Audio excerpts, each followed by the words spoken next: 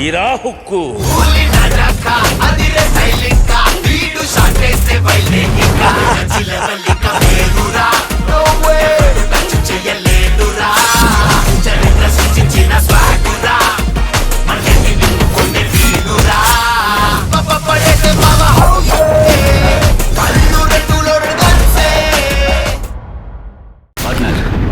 వీరభద్రం గారు హాస్పిటల్లో ఉంటే హోమం ఎలా చేస్తాం పార్ట్నర్?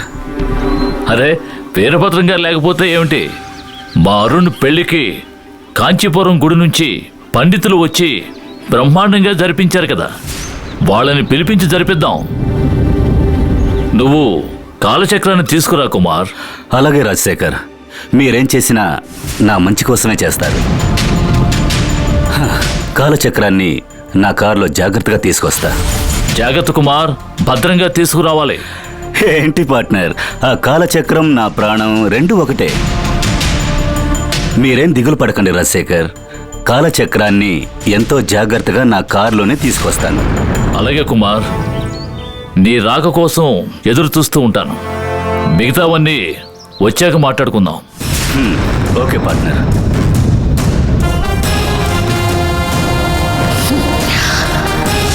కాలచక్రం నీ ప్రాణం రెండు ఒకటేనంటావా? నేను పైకి పంపి కాలచక్రాన్ని చేజెక్కించుకుంటాను.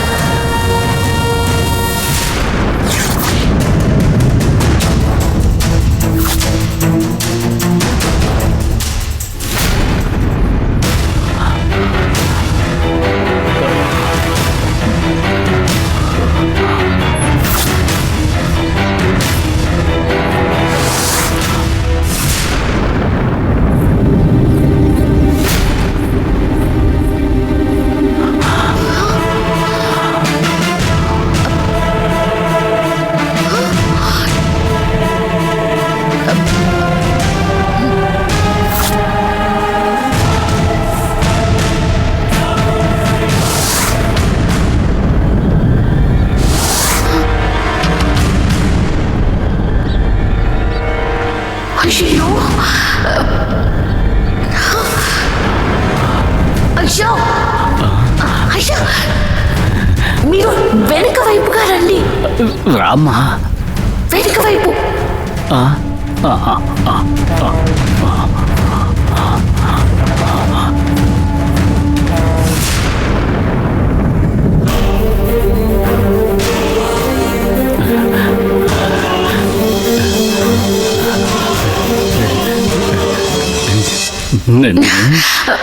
ఏంటయ్యా ఇది?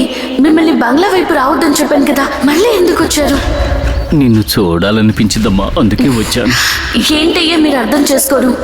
ఒకవైపు జానకి ఆత్మ నన్ను తరిమిస్తానని శపథం చేస్తుంది, ఇంకోవైపు మన గురించి తెలుసుకోవడానికి ఆ అరుణ్ తీవ్రంగా ప్రయత్నిస్తున్నాడు. ఇలాంటప్పుడు మీరు అజాగ్రత్తగా ఉంటే ఎలాగయ్యా?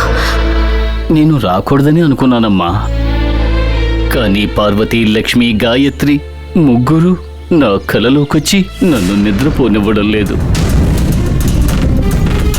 నువ్వు వాళ్ళ ఫోటోలు కాస్త ఇవ్వమ్మా. ఒక వారం తనివి తీరా చూసుకుని తిరిగి ఇచ్చేస్తానమ్మా. అది అది ఈ పిచ్చివాడికి కూడా వాళ్ళ మీద ప్రేమ ఉంటుంది కదమ్మా, శ్రమ అనుకోకుండా ఆ ఫోటోలు తీసుకొచ్చివ్వమ్మా. అయ్యా, ఫోటోలు లేవయ్యా. ఏమంటున్నావు? అవన్నీ ఆ రాజశేఖర్ కంట పడ్డంతో వాటిని వాడు తగలబెట్టేశాడయ్యా.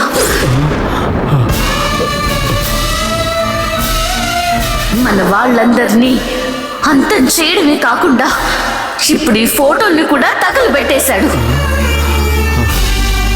అయిన వాళ్ళు పోయారు, ఫోటోలైనా ఉన్నాయనుకున్నాను. ఆ పవిత్ర మూర్తి రూపం ఫోటో రూపంలోనైనా ఉంది కదా అని ప్రశాంతంగా ఉంటే దాన్ని నాశనం చేశారా? ఊరేసుకుని చనిపోబోయే నన్ను ఫోటో రూపంలో ఉండి నన్ను కాపాడి ఇప్పుడు మళ్ళీ పరితపించేలా చేసిందే. శక్తికి ప్రతిరూపమైన ఆ శివనాగుని మింగేసిన ఆ పాపిష్టి అగ్నికి ఇంకా ఆకలి తీరలేదా? అగ్నిలో పడిన దూది మండొచ్చు, కానీ అగ్నిలో పడిన అగ్ని మండుతుందా? ఎవరికి చెప్పుకోవాలి ఈ దారుణాన్ని? ఎవరు ఎదిరిస్తారు ఈ అన్యాయాన్ని? అమ్మ ఎదిరించడం మొదలు పెట్టిందయ్యా. హనుమంతుడి తోకకు పెట్టిన నిప్పు లంకనే తగలబెట్టినట్టు మా అమ్మ ఫోటోని వాడు తగలబెట్టాడు. నేను వాడి మిల్లనే తగలబెట్టాను. ఫోటోని తగలబెట్టిన నిప్పుతోనే వాడి మిల్లనే నేను తగలబెట్టానయ్యా. ఏ వ్యాపారంలో అయితే లాభం రావాలని కాలచక్రాలని అపహరించాడో ఆ వ్యాపారంలోనే నష్టం వచ్చింది. వాడికి వినాశనం మొదలైందని ఆ నాగదేవత వాడి కళ్ళకి చూపించింది. వాడు నాశనం అయిపోతాడు.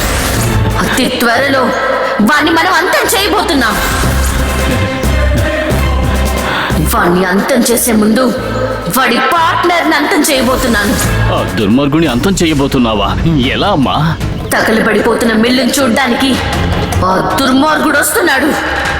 ఇంకో 2 రోజుల్లో కాలచక్రంతో వాడు వస్తున్నాడు. మనకి కలిసి వచ్చినట్టుగా ఆ రోజు అమావాస్య కూడా వస్తుంది.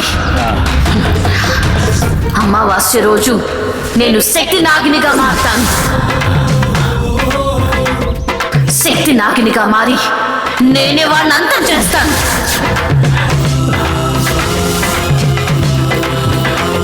శక్తి నాకిని రూపంలో వాడి దగ్గరున్న కాలచక్రాన్ని నేను చేజిక్కించుకుంటాను. నాగదేవత పాదం దగ్గర ఉండాల్సిన 3 కాలచక్రాల్లో మొదటి కాలచక్రం వచ్చే అమావాస్యకి మన చేతుల్లోకి వస్తుంది. తర్వాత అమావాస్యకి ఇంకొకటి, ఆ తర్వాత అమావాస్యకి ఇంకొకటి. 3 అమావాస్యల్లో 3 కాలచక్రాల్ని పొంది నేను మా అమ్మకి చేసిన ప్రమాణాన్ని నెరవేరుస్తానయ్యా. వినటానికే సంతోషంగా ఉందమ్మా. నీ మాటలు వింటుంటే నాలో ఉత్సాహం ఉప్పొంగుతోంది. వచ్చేటప్పుడు నిరుత్సాహంగా వచ్చాను, ఇప్పుడు ఉత్సాహంతో వెళుతున్నాను. నువ్వు గెలుస్తావు. పార్వతి శపథం నెరవేరుతుంది. నాగదేవత శక్తి గెలుస్తుంది. మనం గెలుస్తాం, మనం గెలుస్తాం, మనం గెలుస్తాం, మనం గెలుస్తాం, మనం గెలుస్తాం.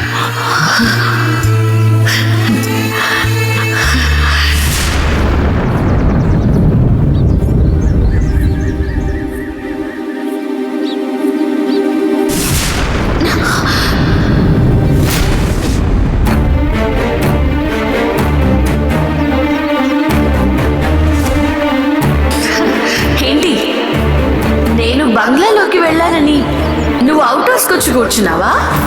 దేవుడు ఈ విశ్వంలో అన్ని చోట్ల ఉన్నట్టు నేను ఈ విశ్వంలో ప్రతి చోట ఉంటాను. ఏడ్చంలే.